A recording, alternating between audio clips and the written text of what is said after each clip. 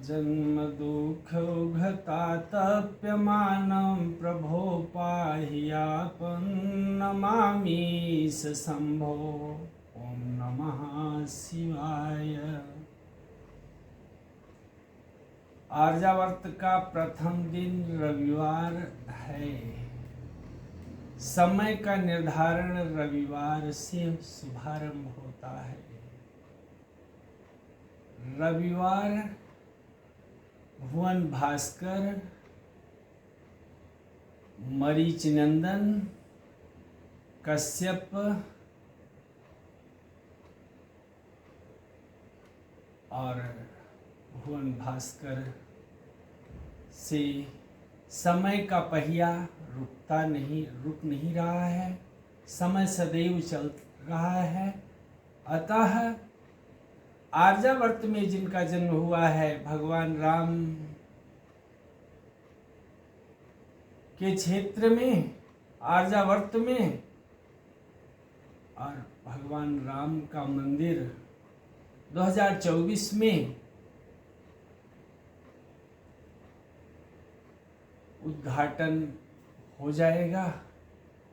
ये है प्रसन्नता जन जन के हृदय में जागृत हो जावे। रविवार पहला दिन है आर्यावर्त का, और आर्यावर्त में ही भारत खंडे में वक्त सबके पास कम है। कलयुग यहाँ भी व्याप्त है, और कलयुग भ्रष्टाचार विश्व का दूर हो सकता है तो राम भगवान का मंदिर जिस दिन उद्घाटन होगा, राम राज्य उस दिन स्थापित हो गया है, ऐसा जन जन में उन्हीं को विश्वास होगा जिनकी बुद्धि जागृत हो जाएगी। नहीं, जिनकी बुद्धि जागृत नहीं होती है तो काल किसी को डंडा लेकर के नहीं मारता है। केवल बुद्धि और विवेक, जो बुद्धि के फलस्वरूप अभ्यास हुआ है, उसको हर लेता है। समय उसका बीत जाता है, और जो समय के पहले जग चुका है, सवेरे सवेरे प्रातः ब्रह्म मुहूर्त में उगते सूरज का देश जापान कहा जाता है। और जापान जैसे जागृत विकास के पथ पर हुआ है, यहाँ जन जन भारत भूमि में रहने वाले सवेरे उठे और राम आपके चित्त में रमे हुए हैं। यदि आँख खोले, मनुष्यों को देखें, तो राम उन्हें कहें, या उनके राम राम शब्द सुन करके आप जागृत हों। और सूर्य भगवान न तद्भासयते सूर्यो न शशांको न च पावकः यद गत्वा न निवर्तन्ते तद्धाम परमं मम। भगवान गीता में बताए कि वहां सूर्य भाषित नहीं होता है, न शशांको न चंद्रमा भाषित होता है। जहां जाकर के मनुष्य वापस नहीं होता है, अथा ये आत्मा परमात्मा में मिल जाती है। और यही धर्म अर्थ काम मोक्ष की प्राप्ति हो जाती है। नहीं, धर्म अर्थ काम में बुद्धि भ्रमित हो जाएगी।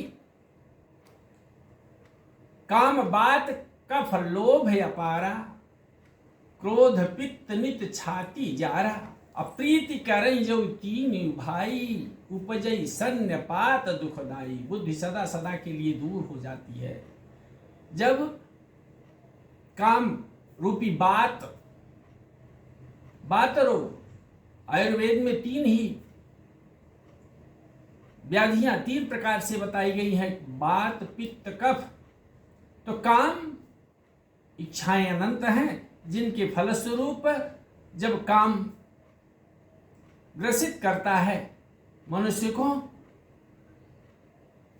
बात रोग उदय हुआ, वायु रोग और काम बात कफ लोभ है अपारा। जब लोभ लालच के बस में हो जाता है तो कफ से ग्रसित मानते हैं।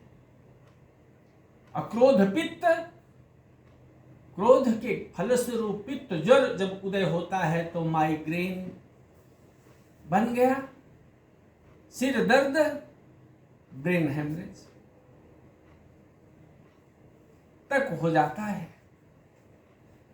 सिर दर्द दूर नहीं हो पाता है और बुद्धि भ्रमित हो जाती है। जब बुद्धि नहीं रह जाती है, विवेक नष्ट हो जाता है, जितना परिश्रम किए हैं, जो याद किए हैं, नित्य रटे हैं, वो भूल जाता है। तो काम बात पित्त कफ के ग्रसित होने पर, अतः सबके पास वक्त कम है, जिनका जन्म भारत भूमि में हुआ है, सूरज उदय के पहले जागृत हों और सबसे राम राम कहें। राम राम सुन करके उठें या बोल करके उठें और सूरज उदय के पहले उठें। सूरज भगवान को अर्घ, अगर एक दिन देर हो जाती है सूरज भगवान के जगने के पहले, निकलने के पहले, तो 4 बार अर्घ विप्र देता है, ब्राह्मण देता है, यज्ञोपवीतधारी सभी देते हैं। और जब सूरज उदय हो चुके हैं, देर हो चुकी है, तो 4 बार अर्घ देते हैं, अन्यथा जब सूरज उदय के पहले तो 3 बार अर्घ देते हैं। बताइए, कोई आ रहा है आपके यहाँ और स्वागत के पहले आप खड़े हो जाते हैं, ट्रेन स्टेशन पर पहुंची नहीं है और अभी स्टेशन ट्रेन आने के बाद उतरेंगे किसी का स्वागत करने के लिए, तो आप यदि पहले से उपस्थित हैं तो स्वागताकांक्षी आप कहे जाएंगे और उत्तम स्वागताकांक्षी कहे जाएंगे।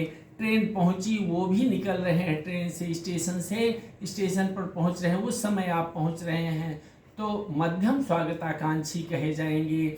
और जब ट्रेन आ गई है, वो अपना खोज रहे हैं और चलने के लिए तैयार हो गए हैं, उस समय आप पहुंच करके बताते हैं कि हमें देर हो गई, लेकिन हम मौके पर ही पहुंच गए, अभी आप निकले नहीं हैं, तो अधम स्वागताकांक्षी कहे जाएंगे। अतः भगवान राम का दरबार लगने वाला है और राम राज्य के उदय होने के पूर्व 2024 में जब राम मंदिर का उद्घाटन होगा, उसके पहले सब राम राम कहने का अभ्यास करें और सवेरे जगने का अभ्यास करें। ब्रह्म मुहूर्त में जो जगता नहीं है, जो जागृत नहीं होता है, उसकी बुद्धि निर्मल नहीं हो पाती है, और जब निर्मल नहीं होगी तो चंद्रवंश का उदय कैसे हो पाएगा। मन आपका निर्मल नहीं हो पाएगा, और जब मन आपका निर्मल नहीं हो पाएगा तो परमात्मा और आत्मा का भेद, आप यही मोक्ष की गति में प्रवेश नहीं कर पाएंगे। अतः राम राम बोलेंगे तभी जय श्री राम निकलेगा। बोलो जय श्री राम।